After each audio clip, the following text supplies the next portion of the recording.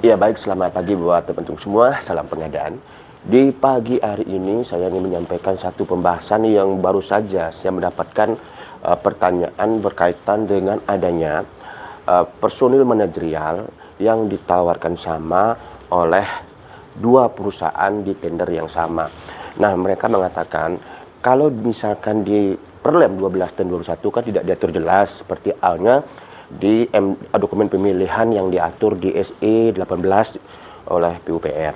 Nah, apakah kedua-duanya gugur juga dengan mengadopsi dari ketentuan SE 18 yang dikeluarkan oleh Kementerian PUPR? Tentu jawabannya kita nggak perlu mengacu lagi kepada SE 18 ya.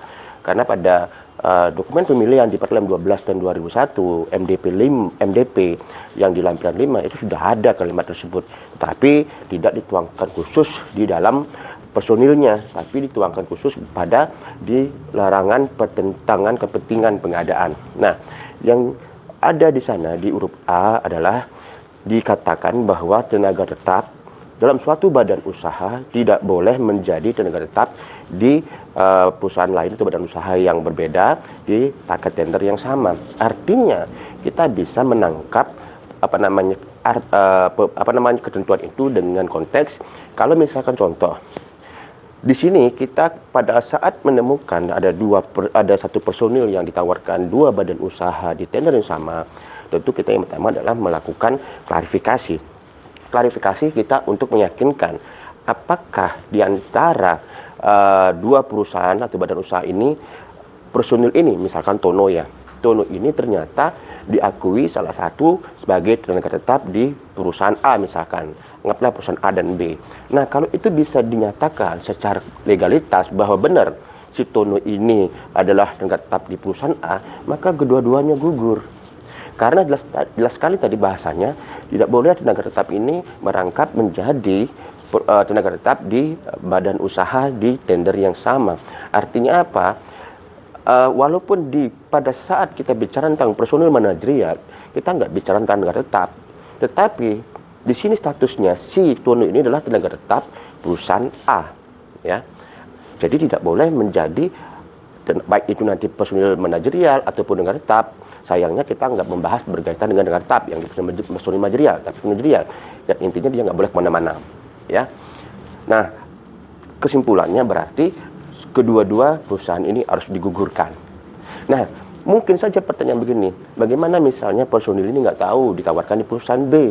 Ya artinya si perusahaan B harus cari tahu dulu si Tono ini jadi tenaga tetap di perusahaan yang ikut tender atau tidak. Ini nggak boleh ya. Jadi perusahaan B ini jangan main comot. Itu pesan dari Perlemnya. Nah, artinya apa? Permasalahan nanti kalau misalkan perusahaan A nuntut ke Pokja atau bagaimana karena perusahaan A meyakinkan bahwa Tono ini adalah tenaga tetapnya, ya itu urusannya mereka. Kita sesuaikan aja dengan ketentuan pertentangan kepentingan tadi, ya.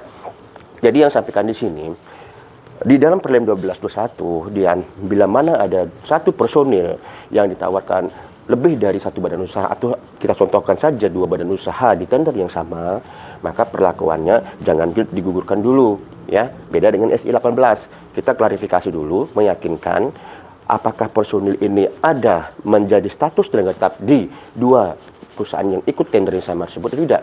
Kalau ada diyakini oleh Pokja, gugurkan kedua-duanya. Kita tidak bicara terhadap bahwasannya tenaga tetap ya menjadi tenaga tetap di dua perusahaan yang sama, tapi kita mengambil kuncinya bahwa ada tenaga tetap perusahaan yang digunakan di perusahaan yang berbeda di tender yang sama. Itu nggak boleh. Kalau itu memang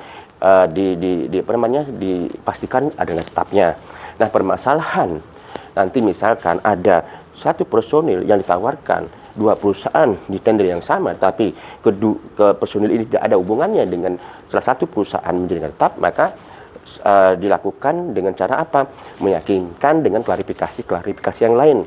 Ya, contohnya mempertanyakan kepada direkturnya, mempertanyakan ke personilnya dengan klarifikasi ya, bukan menghadirkan maksud saya. Silakan, karena itu diberikan kewenangan yang sepanjang tidak kita menghadirkan personil ke UKBJ itu memang dilarang. Nah, jadi antara SI 18 ya dengan Perlem 1221 ada kemiripan, tapi caranya saja berbeda. Oke? Salam pengadaan.